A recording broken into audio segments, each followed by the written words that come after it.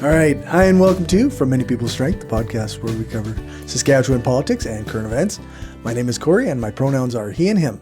And my name's Sarah, and my pronouns are she and her. And we're missing David again. He's taking a well-deserved rest after driving through the winter storm today. So, yeah, our first snow of the year is always a fun one. Yeah, it's a bit much. Yeah. I'm glad I didn't have to drive much, other than like city streets are clear enough that it's no big deal. But yeah, we went grocery shopping today, and it was less than fun, but that's okay. The wind was blowing us around wherever we wanted to walk, so it was easy. So I guess if we want to, we can just get right into things. Sure. This a couple weeks ago, a week ago, 2 weeks ago, the Saskatchewan government came out with their white paper on Saskatchewan economic autonomy, and it's called Drawing the Line, Defending Saskatchewan's Economic Autonomy. And it was, in my opinion, not a very good document. There's lots of stuff going on there that I thought seemed really like assertive without without making assertions without evidence to support them, as well as just whiny typical like Sass Party shit about the federal government. But yeah, we've got three articles that I want to kind of go through on this topic. So I'll bring up the first one. This one is from the CBC, and it says Sask Policy Papers Financial Analysis Not Credible, Economist says. Premier Mo dismisses criticism of financial analysis and calls it bang on. Of course he does. So the first part of this article is a discussion with Trevor Tombe, who is an economist at the University of Calgary, and he said, and I want to emphasize that Trevor Tombe isn't like some radical lefty. Like, he's not an NDP guy. He's kind of you could say he's a centrist, like a middle ground kind of economist. But economists by nature are kind of conservative most of the time. Like, they're not usually anti-capitalist or anti-progress or anti-economy or whatever, right? But he says I think that analysis turned out to be incredibly weak, and so I think serious individuals shouldn't put a lot of weight in those numbers. And what he's referring to there is the claim that federal climate change policies will cost the economy of Saskatchewan $111 billion by 2035. It's just... From where? Yeah, well, he does. They do have the headline estimate is $8.8 billion on average per year from various aspects of the economy that will be hit by the federal climate change policies. This they estimate that the carbon tax will have a cost to Saskatchewan between now and 2035 of approximately $25 billion. So that's like a quarter of their estimate is based on the climate or carbon tax, ignoring, of course, that those revenues go back into the pockets of Saskatchewan residents. So yeah, and could have been used to, develop other sectors, do research on solar cell, like anything besides just give some money, get it back. Yeah, that's right. Just give the money, get it back, instead of actually developing like alternative fuels or alternative power sources as a part of a growing progressive economy. Yeah. Okay, so I kind of wasn't paying super close attention because I was looking at the white paper itself. So I was looking at the actual white paper and their claim of like carbon tax doesn't actually do anything, and looked at the source that they cited, and it looks like it's kind of a review-ish letter. I didn't have time to read the whole thing, but let's see. basically, it says, at best, carbon pricing has produced incremental reductions. If it is to be used as a tool for mitigation, it should only be used in tandem with other more aggressive policies. So it's like your own thing that you're citing is saying this isn't enough. Like, it produces incremental reductions, but more needs to be done. And your whole basis of your white paper is that the federal government is trying to do too much. Right. Yeah. It seems like, if the federal government was as aggressive as was necessary, then you would probably get like a bigger economic impact. Yeah. But politically, you have to shoot for baby steps, because people like the premier of our province will lose their mind and take the Supreme Court if you try to do anything. Every tiny little step will get roadblocked by people like this. Yeah, and that's kind of my whole issue with it. It just seems like a dressed up version of his wasteful lawsuits that he's already attempted. Failed, right? Yeah, that's right. And like, I don't know a lot about resource rights and provincial and federal, distinctions therein. But, it was saying something about how, the resources are ours and we can sell and export and whatever, but the byproducts thereof, the federal government is putting environmental regulations on. And it just sounds to me like he just wants to be able to piss in the pool, and claim that, I have a right to go pee. That's right. Sure, you can't tell me not to. Yeah, it's like, sure, bud, but we're all standing in the pool. If you drop a deuce in here, it kind of ruins it for the rest of us. So we're just making a rule saying you can't, float your turds in the pool. Right? We're not trying to control your bowels. We're not trying to tell you what to eat. We're just saying, don't put it in the pool. Right? Yep. So it's like, you can do whatever you want with your natural resources. Just don't pollute the environment that we all have to share. And he's throwing a hissy fit about it, and it just seems, super hypocritical that it's like, I can't wait till we get to, the First Nations. That's right. Our sovereign lands. And right in the beginning, it was like, it talked a lot about our destiny. Yeah. We want to be able to fulfill our destiny. And I'm like, I don't understand. Like, we have a destiny. I don't. And like, it said that at least twice in the first 6 pages. In the show notes, I'll include for listeners or viewers, there's a couple of good Twitter threads about the white paper, people who read it and tweeted as they were reading it, because it was pretty weak. And some were fun. I read one that was kind of fun, and just like a broad strokes, more like about the tone or whatever, but it was like, who puts their own tweet in a white paper like that? And I didn't know what a white paper for sure was. Like, I had kind of a gist, but so I Googled it. A white paper should provide well-researched information that is not found with a simple internet search and have a compelling narrative to keep the reader's attention. The author of a white paper should research and fully define the topic, create an accurate outline of information, etc., etc. So I feel like they haven't met the bar. I would agree with that assessment. Yeah.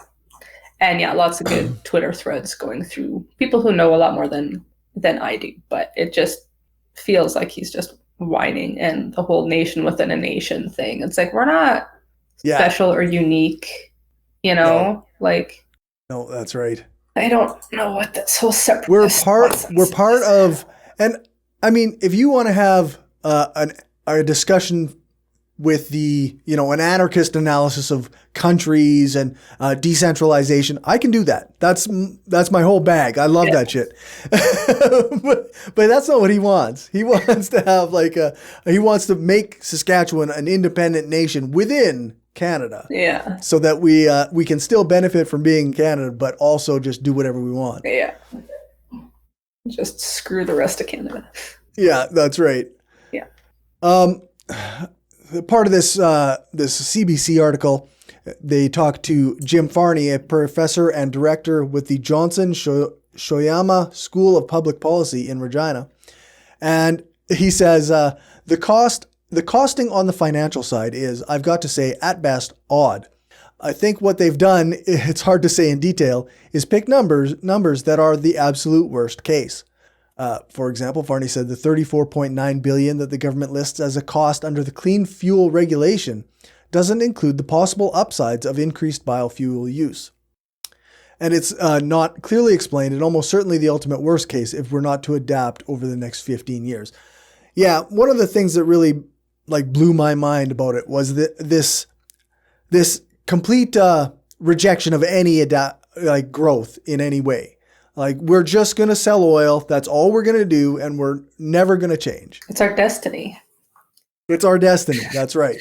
To be stuck in the 1990s when the entire world is fertilizer and oil, even though I don't,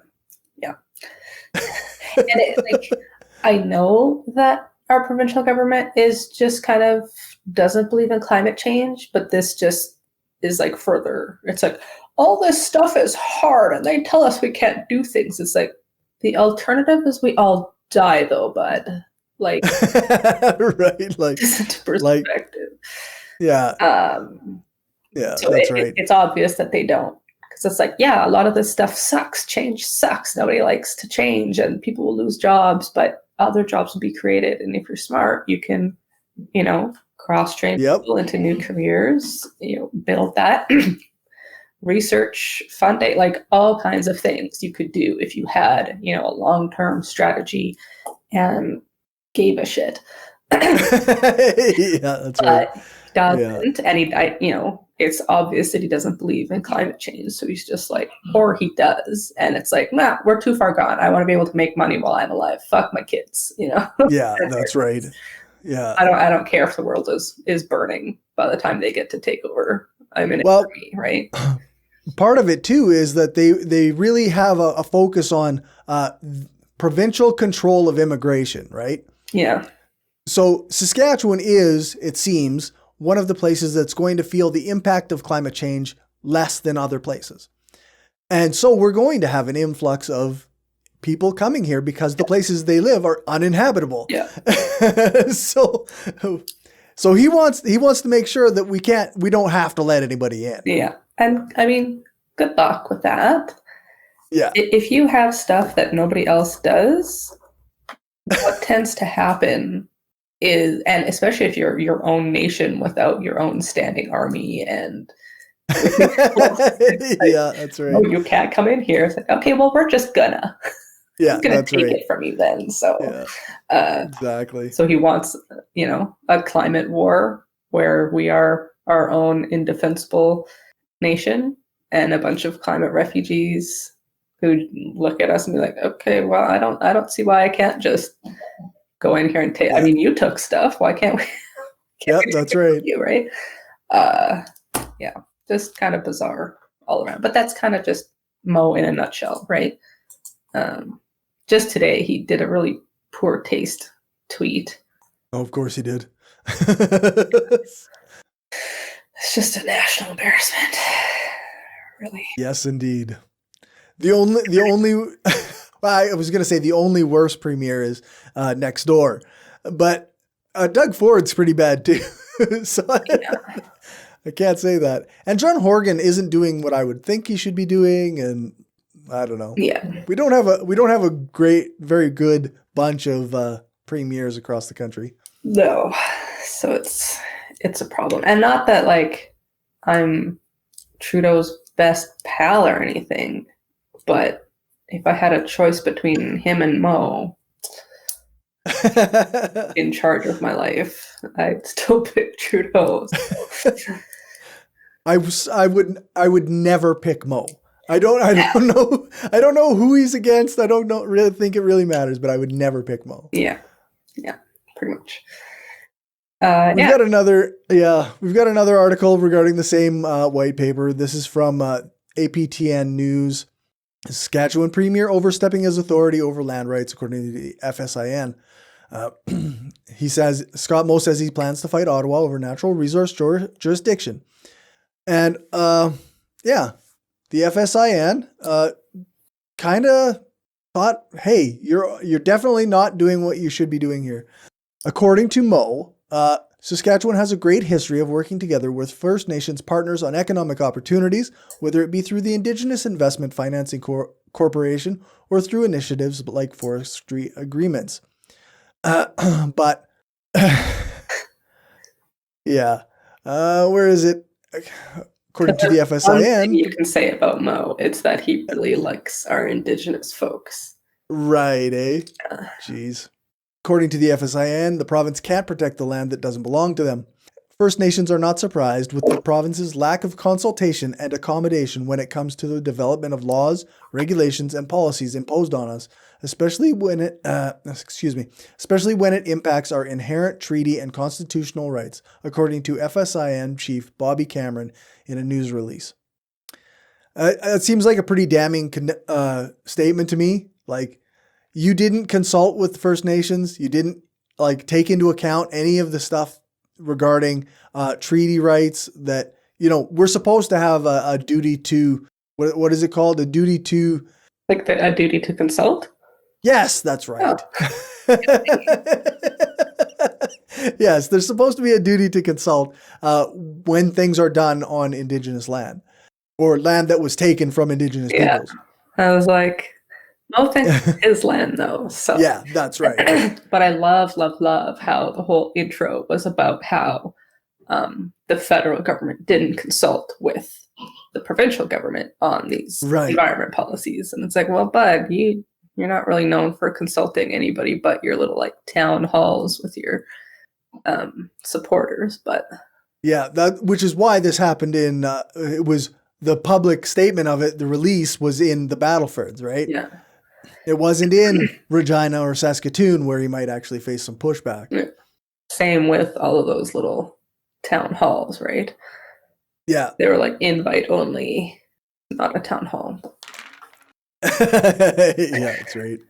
FSIN Vice Chief Heather Bear said that when the province ignores its constitutional obligations to consult on important policies, First Nations have no choice but to consider their legal options. Quote, the Premier must do better and he must address his obligations to First Nations before he develops plans that will no doubt impact our nation, said Bear. So, yeah, again, it's just more ignorance coming out of the Saskatchewan government. Scott Moe just doing whatever he feels like doing. He's mad at Justin Trudeau and the Liberal government and federally.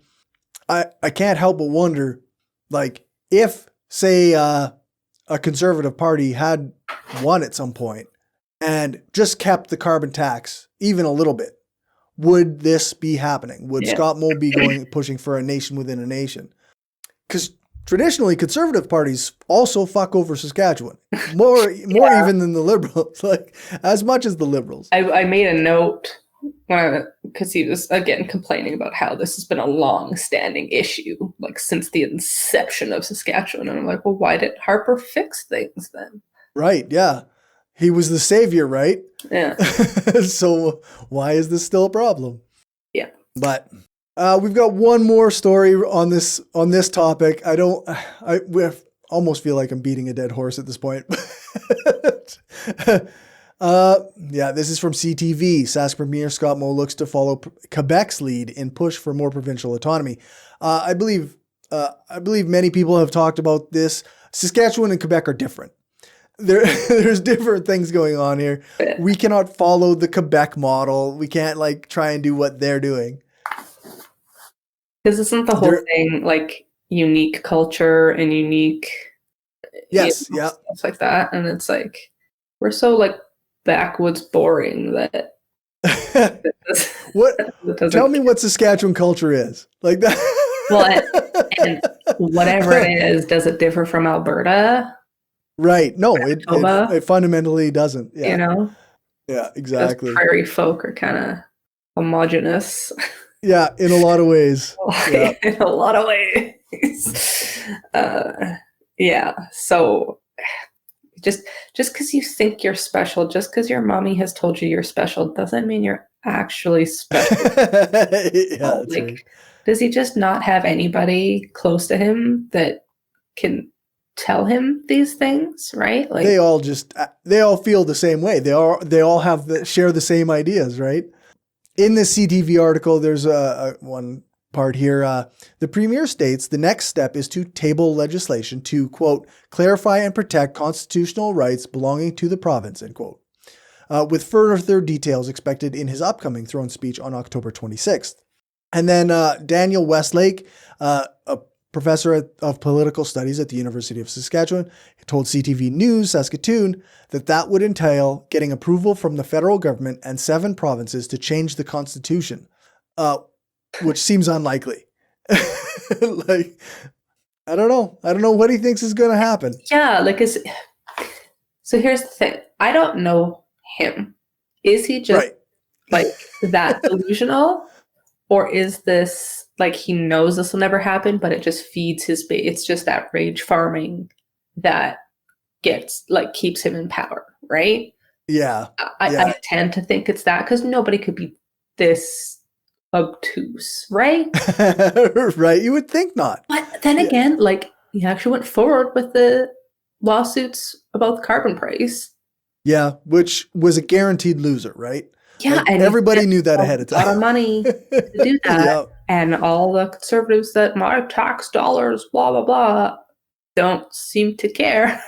No, that's right. They only care about wasting tax dollars if it means helping people. Programs. Yeah. Yeah. Exactly. So I would really just love to know, to be a fly on the wall of the inside of his head, just to be like, are you really this obtuse that you or like delusional that you think that all of this is a good idea and you're bang on correct about all of this? Yeah. Or are you just being like, I can do whatever the hell I want as long as it feeds the base the drug they need, which is rage against the federal government and anybody else. That's all I really need to keep myself going, right? Yeah, that's right. Yeah, there was, like, say, a couple really good Twitter threads, and I recommend that everybody read the FSIN statement on this. It's worth the read. And if you feel like it, read the white paper. It, to me, read like you say, like a whiny kind of blah, blah. We're so hard done by because we rely on these things and the federal government cares about the environment. So that screws us over. Why can't we fulfill our destiny? Yeah. Like, come on.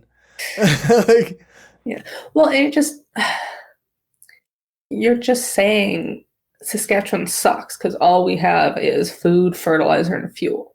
Right. And it's like, okay, well, maybe find some other thing, like be innovative, be, best practice, front of the line, like come up with something new. But it's like, this is all we have, so you can't take it from us, is kind of a self-own, isn't it? Right? Like, yeah, that's right. All we can do is, I can only use a typewriter. You can't make me learn Windows. Yeah, that's right. I can't learn anything new. I can't transition to anything different.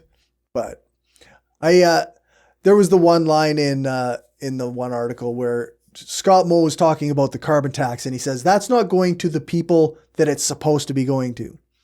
And I can't help but wonder, like, okay, who does he think it's supposed to be going to? A little on the nose. Like, because that was like the whole point.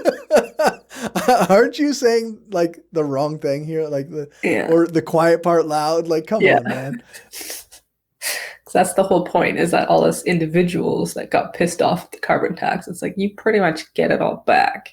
Yeah, that's right. It's, the big corporations who are doing the most polluting that theoretically should feel the pinch and start changing their practices, right? So it's like, the fact that it's individuals that are so ticked off, it's like, do you give the money back? Do you refuse to accept your carbon rebate when it comes? Highly doubt it. Money, and you spend it however you want to spend it. Yeah. But you're still damn pissed about it. And it's like, are you one of the business people that are actually feeling the pinch? And if you are, like, most businesses that are smart adapt, right? If you see stuff, but if they know they have a politician in their back pocket that they can convince to spend taxpayer money on, like, why wasn't it the businesses taking the federal government to court over these policies? Right. If they were the ones that are truly, why is our government fighting their battles for them? It's almost like, in the name of or individual taxpayer, when we're not really affected at all by this. But speaking for myself, I guess, because I don't do much, so that's all right. No, it just it's so on, like you say, it's so on the nose. It's so clear that he's working for the benefit of these major corporations, and he doesn't actually care about the impact of on the individual or the broader environment. Because when CEOs and mega corporations aren't going to be the people hurt when the climate is changing, it's going to be people who who he isn't protecting. But good old Scott Moe. Because I got into it with some trolls on Twitter about this. Oh, is that right? Yes, because every time they're like, this is grooming kids. And I'm like, explain how. Yeah. Explain how drag story time. They can't explain it because it's not. Yeah. Yeah, dueling protests are up to over Saskatoon kids event. Sexuality to kids. I'm like, kids see sexuality all the time. When they see mom and dad kiss, they're like, oh, boys like girls sometimes, right? It's like, maybe they deserve to know that sometimes girls like girls sometimes. I would argue, and I saw somebody say this on Twitter, I would argue that if you think that a drag queen reading a book is sexual, then that's because you are attracted sexually to that drag queen. Yeah. Like, it is not a sexual act to read a book to children dressed as, in drag. Even like, it's just not. Through some, like, of course, cherry-picked examples of, where they're scantily dressed and stuff like that. And it's like, okay, well, they go to swimming competitions, dance competitions, cheerleading. They see cheerleaders and rider game. Like, scantily clad people are not, necessarily an issue. You go to a beach in France, everyone's topless and nobody's gives a shit about it. Bodies aren't inherently sexual. No, that's right. Because they exist. Because they exist. Yeah, exactly. But because this is most often a gay man dressed as a woman, that just ruined. Therefore, it's a big deal, right? Yeah. Whereas it's like, Bugs Bunny was dressing in drag like a lot of episodes. And nobody took issue with it. No, that's right. And was acting sexual. That's right. Yeah, that's right. Did that to seduce whoever. Right? Elmer Fudd. Right? Adding the eyelashes, come hither, and all of that. And it's like, how young, what age of kids watch Bugs Bunny? Because I watched it when I was really young. Yep. And it did it like, that didn't. I remember. I don't understand. Growing up, I watched a news thing at like this, and they said, I think I was like 13 or 14, and they were talking about the most violent cartoons on television, and Bugs Bunny was one of them. Yeah. But nobody said anything about the violence in Bugs Bunny at that time either. No. Because that's old stuff. So yeah, I had done a few tweets because they're like, oh, it's sexualizing children, and it's like, the sexualization of children is a huge issue in media. But drag queens are adults. Even if they're doing things that are sexual, they're adult. They're not making kids do things that are sexual. They're not telling kids to dress a certain way or, whereas some of the example I used was Britney Spears, Hit Me Baby One More Time. She was 16 years old when that came out. You could argue it's just dancing, right? It's not super sexual. Hit Me Baby is maybe not, what you could interpret it as. It could be anything, right? But most people would agree. That was, you know, a lot of adult men who are like, can't Yes. wait till she turns 18, or not Yeah. even saying that and just being like, damn, she's hot, right? Yeah. That's sexualizing a child. She's a child and people are viewing her as a sex object. Yep. Never in all of the drag events that I have attended has anyone ever said, look at this child, let's say how sexy he or she is. Like, that's never a thing. So just misunderstanding what, you know, sexualization of children and what grooming is. Because like their whole thing about grooming is that it tries to get kids on their side so that they build trust, because that is a grooming behavior. Right. But it's like, no, that's like saying a member of any profession, like when the firefighters come to the class and talk about their work, are they grooming them to be firefighters? Yeah, it's like, no, they're just saying, this is firefighting, this is what it is. Yes, maybe you want to be a firefighter one day, but just because I'm standing here talking to you about firefighting doesn't mean I'm priming you for sexual assault later. Right? Or even worse, right? Like it's like having a firefighter come and read a book that's not about firefighting. Yeah. It's just some other book. Yeah. Well, I think we should, you know, make kids talk about gender and all of that. I'm like, I promise you kids know what gender is because it's thrust upon them constantly. Yeah, that's right. When you say you're a good little girl, you're a smart little boy, girls don't play with trucks, here, take this dollar, like constantly. Mm-hmm. You know, it broke my heart the first time because we tried very hard to not use like gendered things or say, you're such a nice girl. We'll just be like, oh, you're being really nice. You know, right. We're not perfect, but we try our best. But she goes to daycare and goes to grandparents and stuff like that. It broke my heart the first time. I can't remember what I said. We call her our bean. So it's like, oh, you're my favorite little bean. She's like, I'm not a little bean. I'm a little girl. I'm like, oh, geez. Oh, okay. But it was like, I don't think I like really know what that means, but you've been told that. Yeah, somebody told you that. I'm a girl. So it's like, whatever. We'll see. But it's unavoidable, right? So to say, it's like, no, you're just upset that they're being exposed to the whole spectrum instead of your narrow viewpoint. Yeah. But I did love that the protest just went nowhere.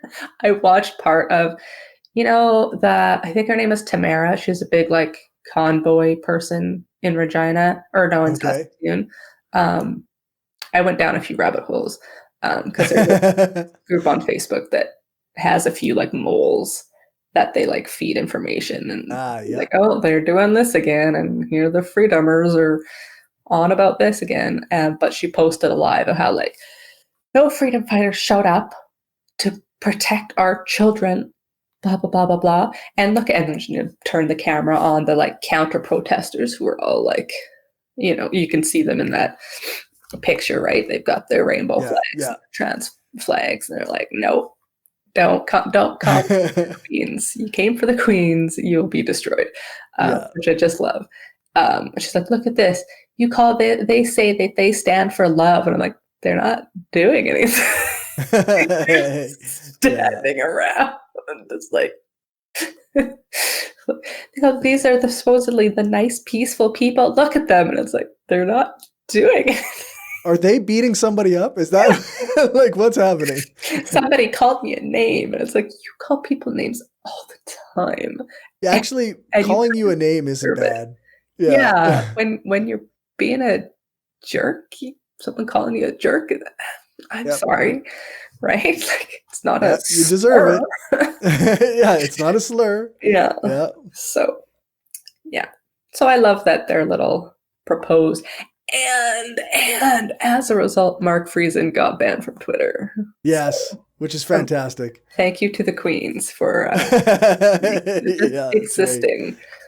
Good riddance. Yeah, just their existence and their desire to read stories to children made him go so far off the deep end that he's gone now. So kudos there. So it won't be long before he just disappears from our knowledge, right? Like.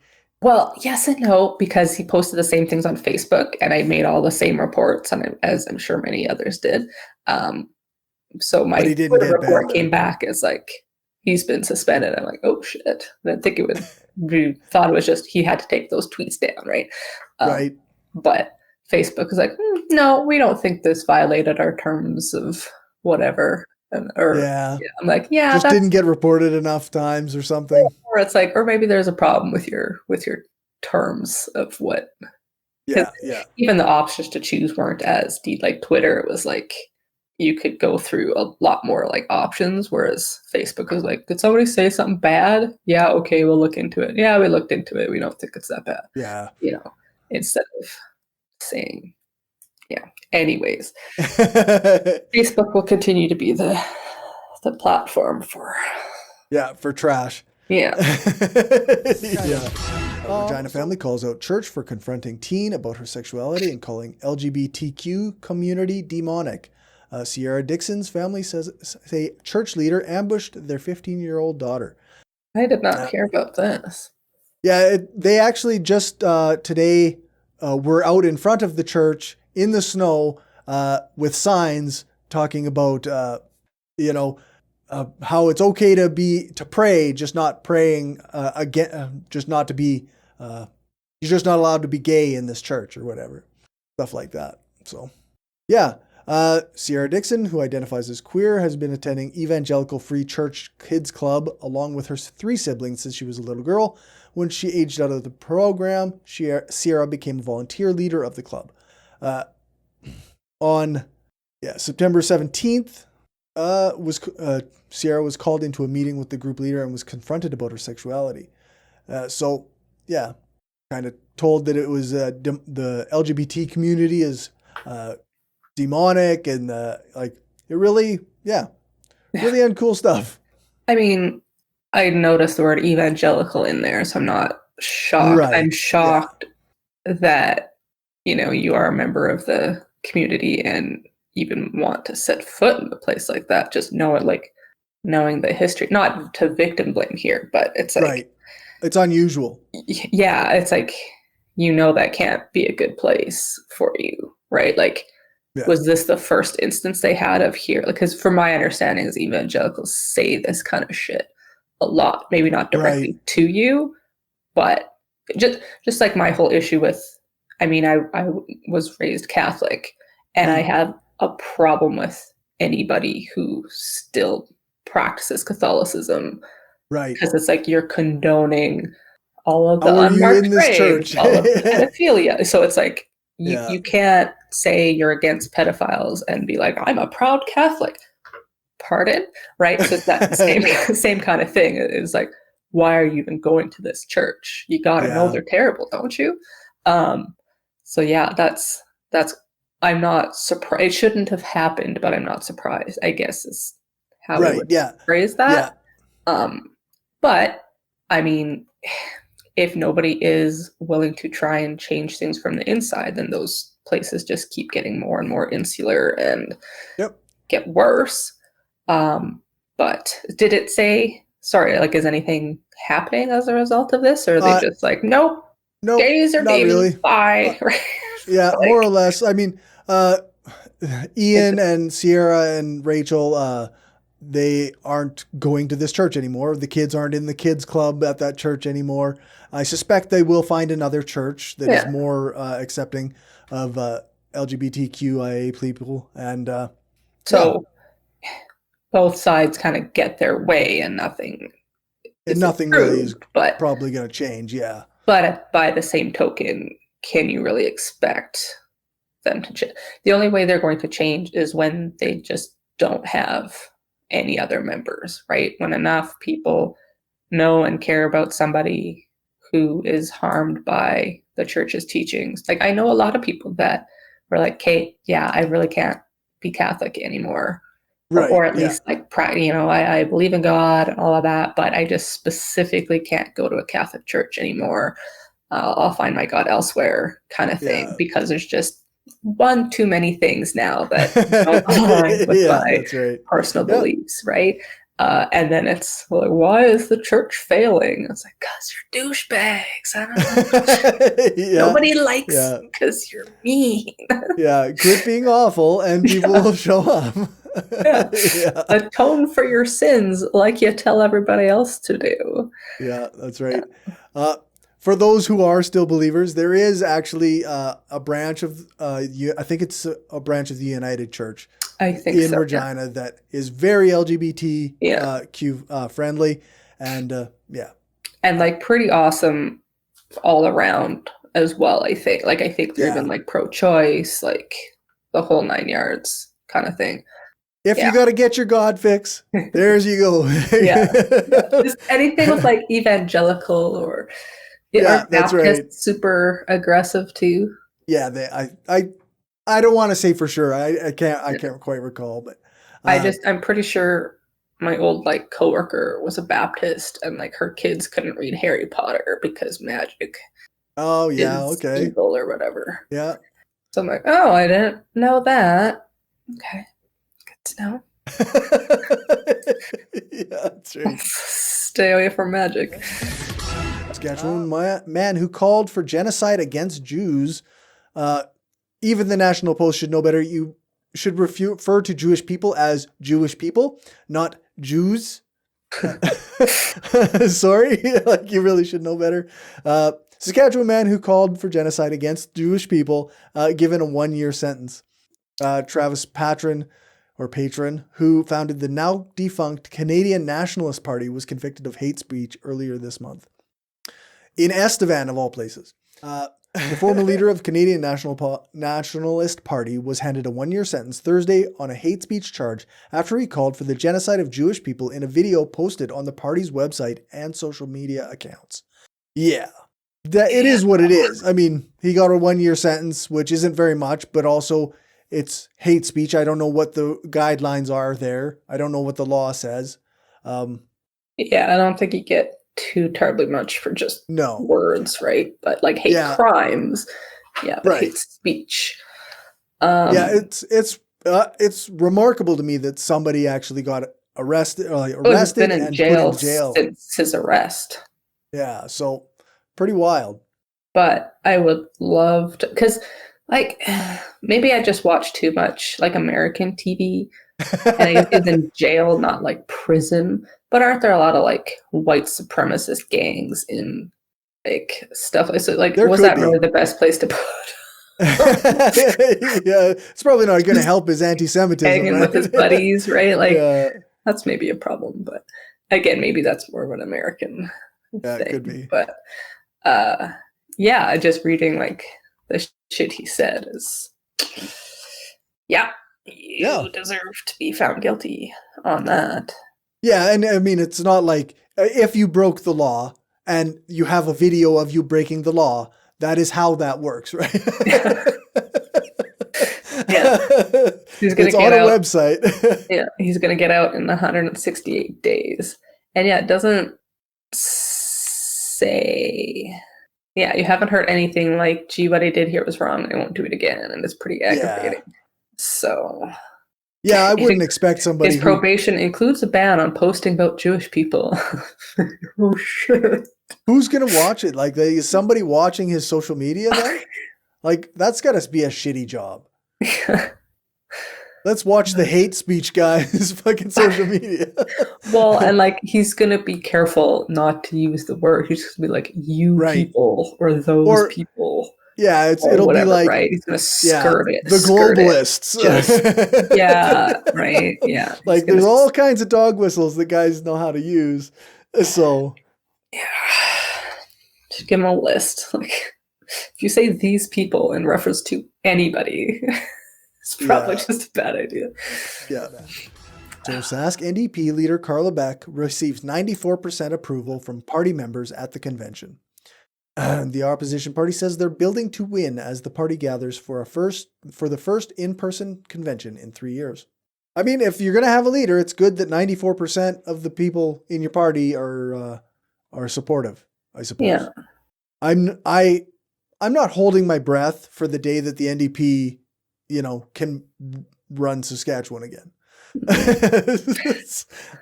I appreciate that they're putting in the effort, but But are they though? Like I'm seeing a lot of criticism of like that they're not doing enough, right? Yeah. I find, and I think, like, honestly, just from what I've seen and a lot, like, during the pandemic and stuff, the population of Saskatchewan, that, like, even if they were doing everything right and doing their absolute best, I still don't think they could win, just because their name is the NDP, and everybody, like, including my family, who, like, I know their values, should be voting not conservative, but can't vote for the NDP. Those guys will do X, Y, Z because they did it back in whenever they last had power. And it's like, it just has nothing to do with anything currently. And some of it isn't even factual, right? Right, yeah. But it's so tainted that I just don't. It's funny to think that people are so set in their ways in that way, right? Like that they literally they can't change or adapt to new circumstances. And so they imagine that, like, a party can't either. And maybe the NDP isn't doing as much as I would like, but I'm sure they can adapt and change. And so they wouldn't behave in the same way now as they would have in the 90s, right? Yeah. Like, well, and, like, I was a child, so I don't know, but was it actually really that bad?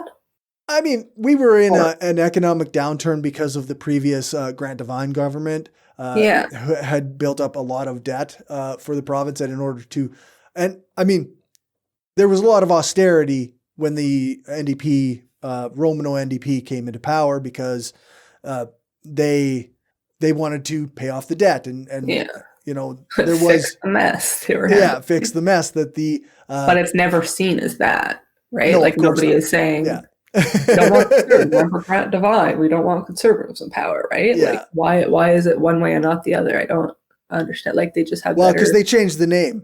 PR That's why. This is the Sask Party, not the progressive conservatives. Yeah. Okay, so that's part of my point, right? Is that they'll never win because they're called the NDP. Yeah, because they still just call themselves the NDP. Call yourself, like, anything. Yeah. Legitimately the Penguin Party. Like, I don't care. Right. And then for the first year, just emphasize everywhere you go, we're not the NDP. I know we have some of the members from the NDP, but we're not the NDP. They crossed over to us because that NDP party was terrible. We agree. We're here to change it. That's right. We want to help the working people of Saskatchewan. We're not the NDP. Yeah. Like, how have they not done this yet? I don't know. Right. Maybe some people are a little bit right in that they are very stuck in their ways and like the party doesn't want to change. So yeah, I keep hearing, like, little twinklings on Twitter, like Sask Twitter, about there being some change coming. I don't know if it's a new party. I don't know what it is, but I have got my ear to the ground. I know there's still that one liberal guy, and I don't know. Yeah, he didn't do very well. I follow him on Twitter, though. I like a lot of what he puts out. It's, sometimes respectful. He's not, like, mowing it up. Right. And a lot of the things he has spoken about are like, no, that's good. Yeah, we should have better housing and like, seems pro-choice, pro-whatever. Right. But again, the fact they didn't get any traction when I know there's a lot of people who could stomach something in between, not NDP, right? Never. But I'm kind of grossed out by some of what conservatives doing. I need something else a little bit over here. That would be that guy, right?